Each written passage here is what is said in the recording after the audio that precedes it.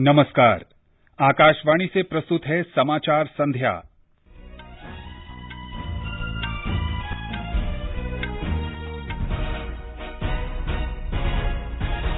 वित्त मंत्रालय ने जीएसटी राजस्व में कमी से निपटने के लिए राज्यों को 6,000 करोड़ रुपए जारी किए। बिहार में चुनाव प्रचार जोरों पर। प्रधानमंत्री नरेंद्र मोदी और कांग्रेस नेता राहुल गांधी ने चुनाव रैलियों को संबोधित किया। सरकार ने प्याज की कीमतों पर निगरानी के लिए भंडारण की सीमा तय की। स्वास्थ्य मंत्री डॉक्टर हर्षवर्धन ने कहा, देश में कोविड-19 की रोकथाम की दृष्टि से अगले 3 महीने निर्णायक रहेंगे। कोविड से स्वस्थ होने की दर 89.53% हुई और आईपीएल क्रिकेट में शारजाह में चेन्नई सुपर किंग्स और मुंबई इंडियंस के बीच मुकाबला जारी। समाचार संध्या में नईम अख्तर के साथ मैं आनंद श्रीवास्तव। कोविड-19 महामारी के खिलाफ देश एकजुट होकर लड़ रहा है। आप भी हमारे साथ सुरक्षा और बचाव के 3 आसान एहतियाती उपायों का संकल्प लें। मास्क पहनें, 2 गज दूरी है जरूरी, सुरक्षित दूरी बनाए रखें, हाथ और मुंह साफ रखें। अब समाचार विस्तार से। केंद्र सरकार ने आज 16 राज्यों और 2 केंद्र शासित प्रदेशों को पहली किस्त के रूप में देने के लिए 6,000 करोड़ रुपए उधार लेकर स्थानांतरित किए हैं। ये राज्य हैं आंध्र प्रदेश, असम, बिहार, गोवा, गुजरात, हरियाणा, हिमाचल प्रदेश, कर्नाटक, मध्य प्रदेश, महाराष्ट्र, मेघालय, ओडिशा, तमिलनाडु, त्रिपुरा, उत्तर प्रदेश, उत्तराखंड तथा केंद्र शासित प्रदेश जम्मू कश्मीर और दिल्ली। वित्त मंत्रालय ने एक वक्तव्य में कहा है कि सरकार ने यह पैसा 5.19% के ब्याज पर उधार लिया है। इसे राज्यों को साप्ताहिक आधार पर दिया जाएगा। यह उधार 3 से 5 साल में चुकता करना होगा। केंद्र सरकार ने वर्ष 2020-21 के दौरान जीएसटी वसूली में गिरावट की भरपाई करने के लिए उधार की विशेष व्यवस्था की है। 21 राज्यों और 2 केंद्र शासित प्रदेशों ने वित्त मंत्रालय की देखरेख में इस तरह की विशेष व्यवस्था करने को कहा था। भाजपा के वरिष्ठ नेता और प्रधानमंत्री नरेंद्र मोदी ने आज आरोप लगाया कि जो पार्टियां बिहार विधानसभा चुनाव में एनडीए के खिलाफ खड़ी हैं, वो देश के विकास की विरोधी हैं। भागलपुर में एक चुनाव सभा को संबोधित करते हुए प्रधानमंत्री ने बिहार के पिछले शासनकाल की आलोचना की। राष्ट्रहित में कोई भी कुछ भी फैसला ले, ये लोग विरोध में है। हमेशा विरोध में रहने वाले ये लोग बिहार को विकास नहीं, बर्बादी के पुराने रास्ते पर ही ले जाएंगे। ये सिर्फ सत्ता सुख के हैं। आपकी जनता की सेवा से, आपकी जरूरतों से इन लोगों का कोई सरोकार नहीं है। श्री मोदी ने राष्ट्रीय जनता दल के 15 साल के पिछले शासनकाल को अपराध और लूट का काल बताया। श्री मोदी ने विकास की दिशा में बिहार की निरंतर प्रगति सुनिश्चित करने के लिए लोगों से एनडीए के पक्ष में वोट डालने का आग्रह किया। श्री मोदी ने विपक्षी पार्टियों पर आरोप लगाया कि वो बिहार की जनता और उनके सम्मान के साथ धोखा कर रहे हैं। उन्होंने नीतीश कुमार के नेतृत्व में एनडीए को एक और कार्यकाल के लिए काम करने का मौका देने का आग्रह किया। उन्होंने कहा कि बिहार के लोग ये भली भांति जानते हैं कि राज्य के तीव्र विकास के लिए श्री नीतीश कुमार को फिर से मुख्यमंत्री बनाना जरूरी है। बिहार के लोग ये ठान चुके हैं कि एनडीए को फिर जिताना जरूरी है। जरूरी इसलिए है ताकि बिहार प्रगति के जिस पथ पर चल रहा है उसकी गति और तेज हो। जरूरी इसलिए है ताकि देश को सशक्त करने के लिए जो फैसले लिए गए हैं वो बिहार में भी तेजी से लागू हो। वरना एनडीए के विरोध में आज जो लोग खड़े हैं वो देश हित के हर फैसले का विरोध कर रहे हैं। प्रधानमंत्री मोदी ने बिहार के प्रत्येक नागरिक से अपील की कि वो विधानसभा चुनाव में कोविड-19 से बचाव के लिए मास्क पहनने और एक दूसरे के साथ संपर्क में आते समय सुरक्षित दूरी बनाए रखकर मतदान अवश्य करें। आपको मतदान केंद्र पर वोट डालने के लिए जरूर पहुंचना है। हमें कोरोना संक्रमण से बचाव के लिए जो भी जरूरी कायदे हैं उनका हमें पूरा पालन भी करना है। एक और आग्रह मैं आपसे करूंगा, त्योहारों का सीजन है, इसलिए जो भी खरीदारी आप करेंगे अधिक से अधिक लोकल खरीदेंगे। बिहार विधानसभा चुनाव के पहले चरण के लिए प्रचार अभियान चरम पर है। विभिन्न पार्टियों के स्टार प्रचारक और दिग्गज नेता एक ही दिन में कई रैलियां कर रहे हैं। इस चरण के लिए प्रचार अभियान सोमवार को समाप्त हो जाएगा। 16 जिलों के 71 विधानसभा क्षेत्रों में 28 अक्टूबर को वोट डाले जाएंगे। कांग्रेस के वरिष्ठ नेता राहुल गांधी ने आज हिसुआ और कहलगांव से चुनाव रैलियां कर प्रचार अभियान की शुरुआत की। उन्होंने आरोप लगाया कि राज्य और केंद्र में एनडीए सरकार अपने वादे पूरे करने में विफल रही है। उन्होंने कहलगांव में कहा कि भारतीय जनता पार्टी चुनाव के समय 19 लाख नौकरियां देने का वादा कर रही है, लेकिन पार्टी को पिछले 7 वर्ष में अपने कामकाज का हिसाब देना चाहिए। कांग्रेस नेता ने आरोप लगाया कि नरेंद्र मोदी के नेतृत्व वाली सरकार ने अर्थव्यवस्था को बर्बाद कर दिया है। नोटबंदी और जीएसटी ने छोटे कारोबारियों को बुरी तरह प्रभावित किया है। भभुआ में एक चुनाव रैली को संबोधित करते हुए सुश्री मायावती ने कहा कि लॉकडाउन बिहार के प्रवासी मजदूरों के लिए दुस्वप्न था। बसपा नेता ने नीतीश कुमार सरकार की अपने ही राज्य में प्रवासियों को रोजगार मुहैया कराने में विफल रहने पर आलोचना की। हमारे संवाददाता ने खबर दी है कि विभिन्न राजनीतिक दलों के स्टार प्रचारकों का व्यस्त कार्यक्रम है और वो मतदाताओं को लुभाने के लिए एक निर्वाचन क्षेत्र से दूसरे निर्वाचन क्षेत्र का तूफानी दौरा कर रहे हैं। राष्ट्रीय जनता दल के वरिष्ठ नेता तेजस्वी प्रसाद ने आज कई रैलियों को संबोधित किया। गया जिले के टेकारी में एक जनसभा में उन्होंने आरोप लगाया कि वर्तमान सरकार के राज में किसी भी विभाग में बिना रिश्वत दिए जनता का कोई काम नहीं होता है। लोक जनशक्ति पार्टी के प्रमुख चिराग पासवान ने भी नवादा के गोविंदपुर में अपनी सभा में मुख्यमंत्री नीतीश कुमार पर तीखा प्रहार किया। उन्होंने दावा किया कि जनता ने इस चुनाव में वर्तमान सरकार को हटाने का इरादा कर लिया है। जन अधिकार पार्टी के प्रमुख पप्पू यादव ने कहा कि यदि उनकी सरकार बनती है तो अगले 5 वर्ष में 40 लाख लोगों को रोजगार दिया जाएगा। वाम दलों के नेताओं ने अपने प्रत्याशियों के पक्ष में कई जनसभाओं को संबोधित किया। धर्मेंद्र कुमार राय, आकाशवाणी समाचार, पटना। ये समाचार आकाशवाणी से प्रसारित किए जा रहे हैं। ताजा समाचार जानने के लिए आप हमारे Twitter handle @AIR News Hindi को फॉलो कर सकते हैं। अरे भाई, सुना तुमने? अरे इस मुश्किल समय में सरकार ने हम कामगारों की मदद के लिए एक और बड़ा कदम उठाया है। कौन सा कदम? पात्रता के नियमों में छूट के साथ ESIC ने अटल बीमित व्यक्ति कल्याण योजना के तहत मिलने वाली राहत राशि को बढ़ाकर दुगना कर दिया है। हाँ, अच्छा। पात्रता की शर्तों को पूरा करने वाले जरूरतमंद बीमित व्यक्ति राहत के लिए ऑनलाइन दावा www.esic.in पर करें। अधिक जानकारी के लिए अपने नजदीकी ESIC शाखा कार्यालय से संपर्क करें या फिर टोल फ्री नंबर 1800-112526 पर कॉल करें। चिंता से मुक्ति।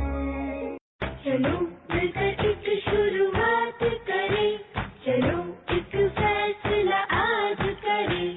मास्क नहीं तो टोकेंगे, कोरोना को रोकेंगे। चलो एक इरादा करते हैं, चलो खुद से वादा करते हैं। मास्क नहीं तो टोकेंगे, कोरोना को रोकेंगे। ये आकाशवाणी है। देश ने कोविड-19 के खिलाफ संघर्ष में एक नया कीर्तिमान स्थापित किया है। 2 महीने के अंतराल के बाद फिर से देश में कोरोना के सक्रिय मरीजों की संख्या 7 लाख से कम हो गई है। देश में इस समय कोरोना के सक्रिय मरीजों की संख्या 6,95,509 है, जो कुल मामलों का 9% से भी कम है। देश में कोरोना से ठीक होने वालों की संख्या भी काफी बढ़ी है। अब तक 70 लाख लोग इससे स्वस्थ हो चुके हैं।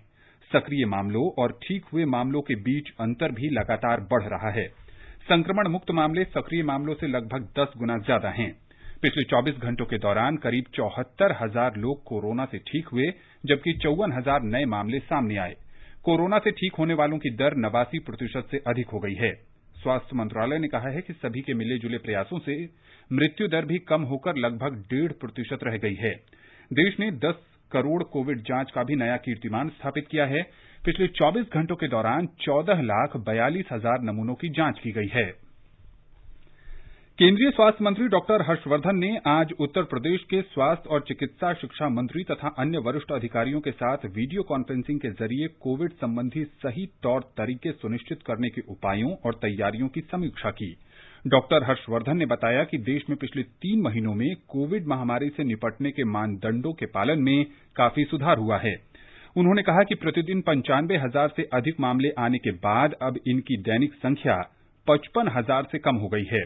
उन्होंने कहा कि भारत में कोविड महामारी से स्वस्थ होने की दर 90% के आसपास पहुंच गई है और मृत्यु दर में भी गिरावट आ रही है।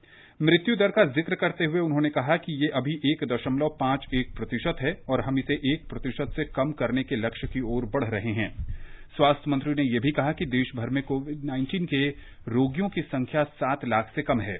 डॉक्टर हर्षवर्धन ने कहा कि देश में कोविड महामारी की स्थिति की दृष्टि से अगले 3 महीने निर्णायक रहेंगे। उन्होंने बताया कि उत्तर प्रदेश में मृत्यु दर 1.46% है, जो राष्ट्रीय औसत से भी कम है। लद्दाख के उपराज्यपाल आरके माथुर ने आज करगिल में कोविड-19 संक्रमित रोगियों को समर्पित कूरब थांग अस्पताल में नई आरटी-पीसीआर प्रयोगशाला का उद्घाटन किया। इस अवसर पर श्री माथुर ने बताया कि ऐसी आधुनिक प्रयोगशाला देश के कुछ ही जिलों में स्थापित है। इसमें परीक्षण के बाद के परिणाम तुरंत उपलब्ध किए जाने की व्यवस्था है। बाद में उपराज्यपाल ने करगिल के कूरबथांग स्थित लद्दाख स्वायत्त पर्वतीय विकास परिषद के सचिवालय में विधानसभा के निर्माण की आधारशिला भी रखी।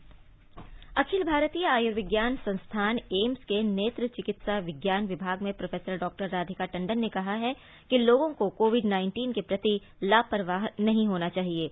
आकाशवाणी से बातचीत में उन्होंने कहा कि संक्रमण रोकने का एकमात्र उपाय सावधानी ही है।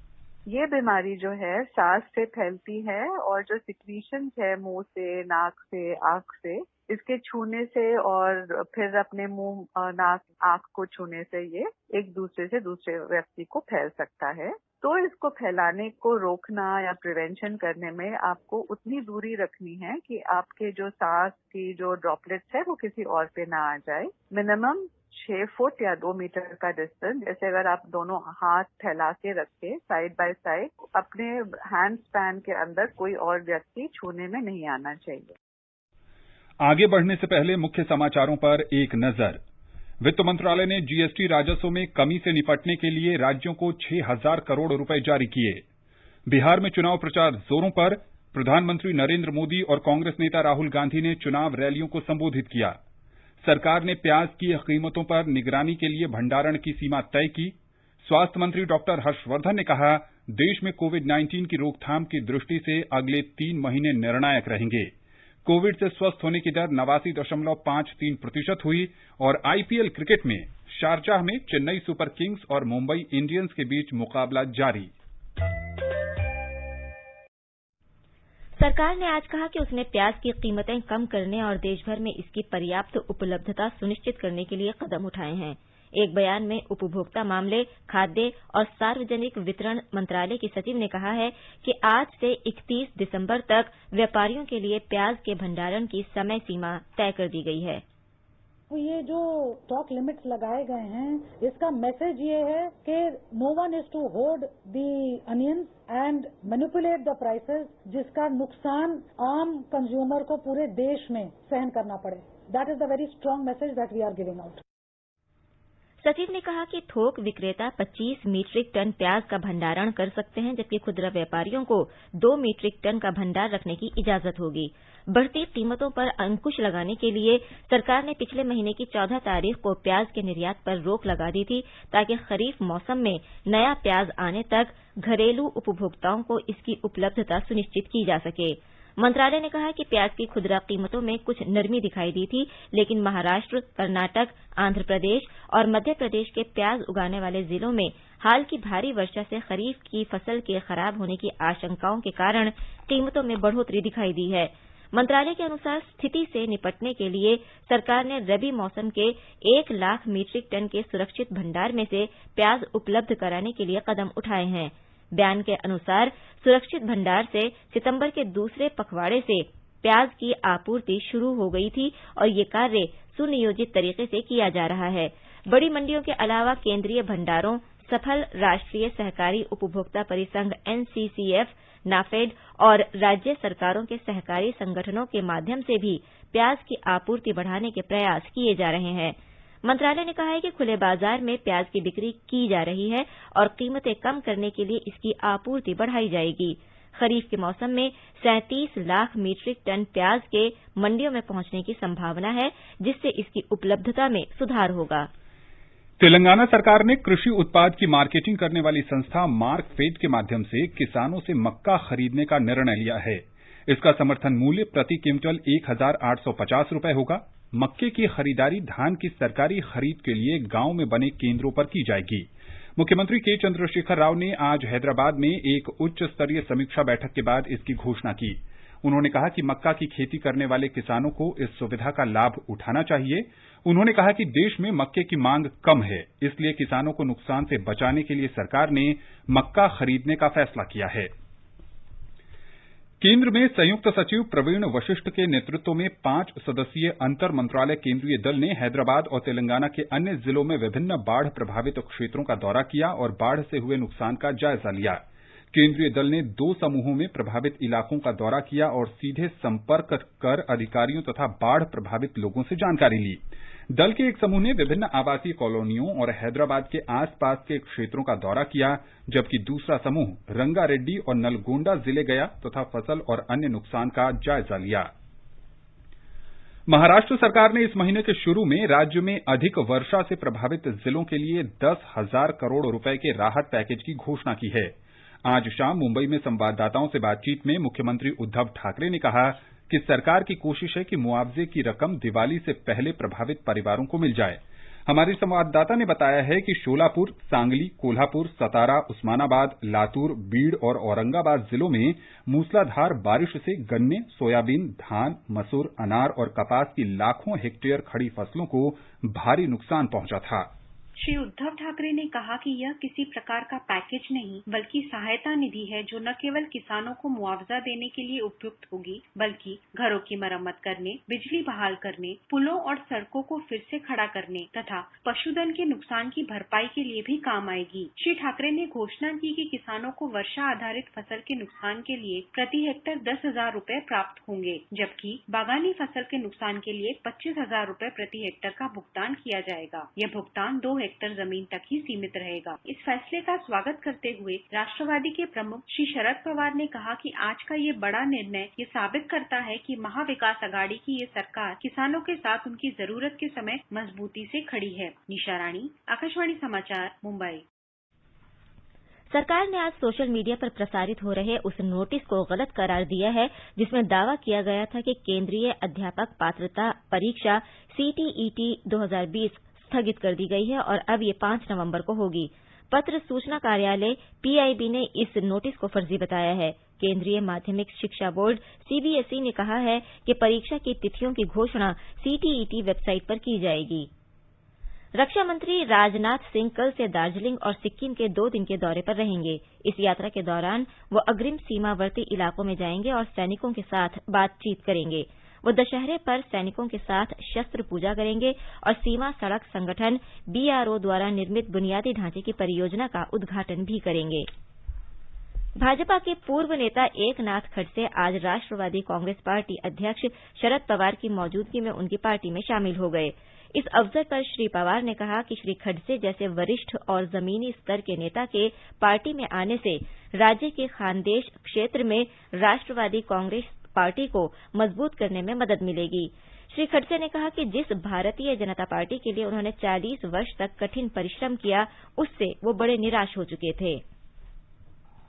त्रिपुरा सरकार ने उग्रवादी गतिविधि छोड़कर समाज की मुख्यधारा में वापस आने वाले उग्रवादियों और उनके परिवारों के लिए 1-1 लाख रुपए की वित्तीय सहायता दी है ताकि वो अपना जीवन स्तर सुधार सकें।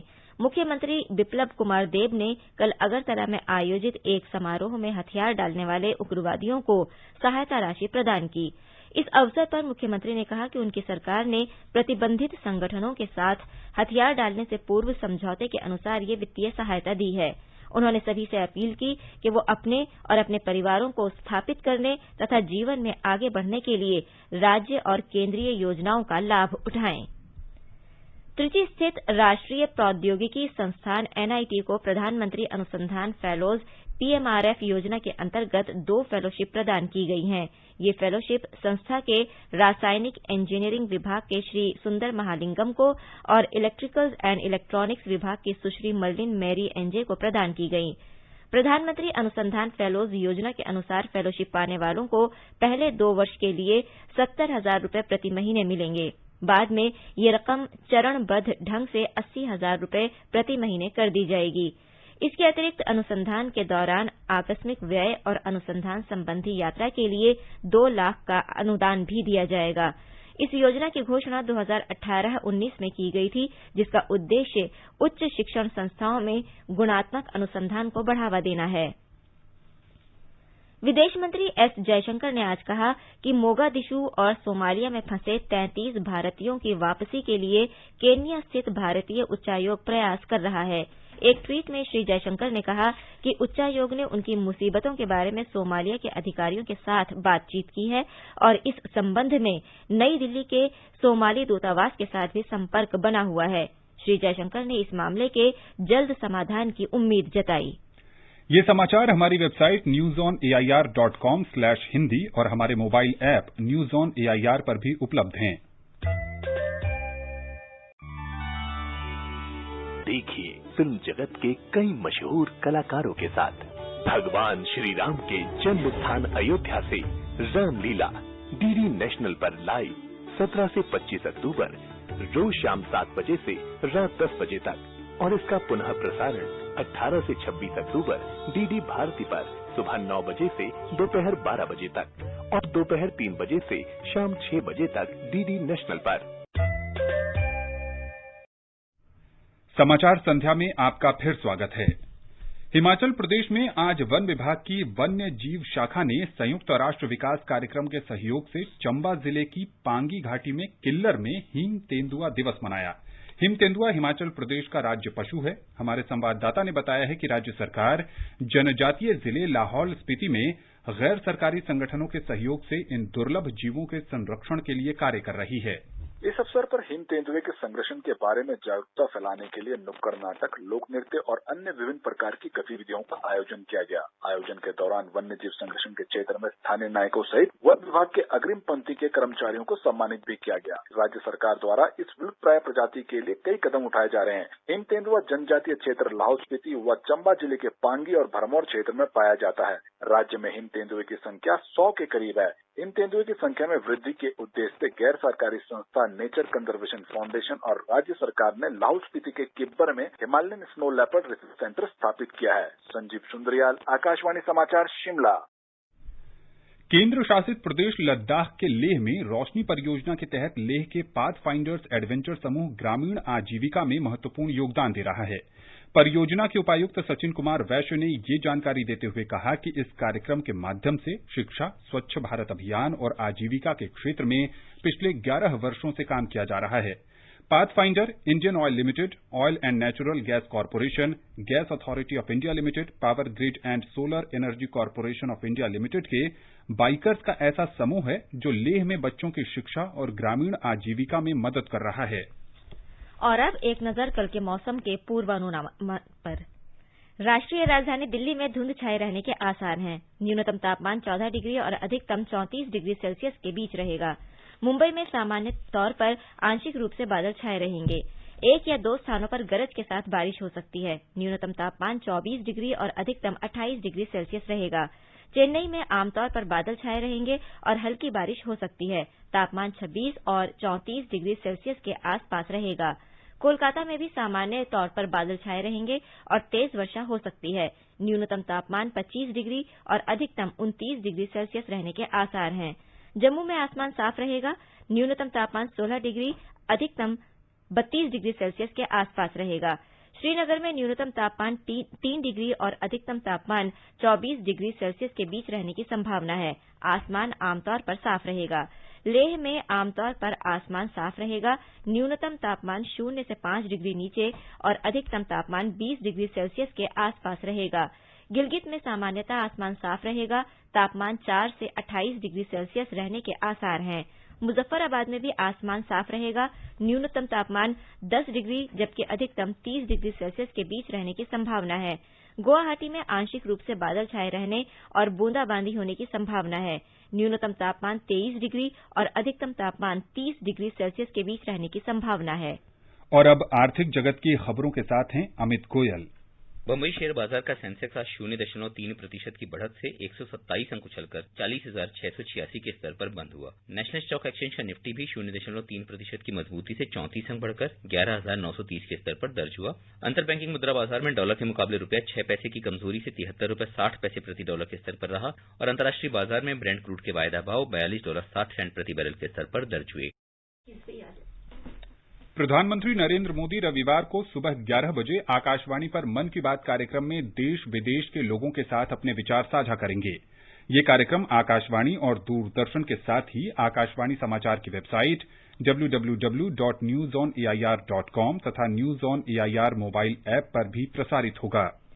आकाशवाणी का समाचार सेवा प्रभाग आज अपने फोन इन कार्यक्रम में हिंदी और अंग्रेजी में कोविड-19 पर विशेष परिचर्चा प्रसारित करेगा। ये कार्यक्रम रात 9:30 बजे से एफएम गोल्ड और अतिरिक्त मीटरों पर सुना जा सकता है। भारतीय आयुर्विज्ञान अनुसंधान परिषद के महामारी विज्ञान और संचारी रोग विभाग के पूर्व मुख्य वैज्ञानिक डॉक्टर रमन गंगाखेड़कर इस चर्चा में भाग लेंगे। श्रोता हमारे टोल फ्री नंबर 1800-115767 पर फोन करके विशेषज्ञ से सीधे सवाल पूछ सकते हैं। लैंडलाइन नंबर 011-2331-4444 पर भी सवाल पूछे जा सकते हैं। नंबर एक बार फिर सुन लीजिए 1800-115767 और 011-2331-4444। Twitter handle @AIR news alerts पर #AskAIR के जरिए भी सवाल पूछ सकते हैं। ये कार्यक्रम हमारी वेबसाइट newsonair.com और हमारे YouTube channel news on AIR official पर भी उपलब्ध रहेगा। Mobile app news on AIR से भी अपडेट लिए जा सकते हैं। आईपीएल क्रिकेट में इस समय शारजाह में चेन्नई सुपर किंग्स और मुंबई इंडियंस के बीच मुकाबला चल रहा है। मुंबई इंडियंस ने टॉस जीतकर पहले गेंदबाजी करने का फैसला किया। ताजा समाचार मिलने तक मुंबई ने 10 ओवर में 7 विकेट पर 52 रन बना लिए हैं। मुंबई 9 मैचों में 6 मैच जीतकर 12 अंकों के साथ तालिका में तीसरे स्थान पर है, जबकि चेन्नई 10 मैचों में 3 जीत के साथ 6 अंक के साथ तालिका में सबसे नीचे है। भारतीय हॉकी टीम के पूर्व कप्तान जफर इकबाल ने लोगों से त्योहारों के दौरान लगातार मास्क पहनने, हाथ धोते रहने और उचित सुरक्षित दूरी बनाए रखने की अपील की है। आकाशवाणी से बातचीत में श्री इकबाल ने कहा कि देशवासियों को कोविड-19 के खिलाफ लड़ाई जारी रखनी होगी। मैं जफर इकबाल बोल रहा हूं और जैसा कि प्रधानमंत्री साहब ने कहा है कि फेस्टिवल सीजन चल रहा है, उसमें हाथ धोने, मास्क लगाना है, सोशल डिस्टेंसिंग रखना है और हम चाहते हैं कि हर वक्त साफ सुथरा रहें, सफाई करते रहें, तो हम लोग जो है सेफ रहेंगे और खुश रहेंगे।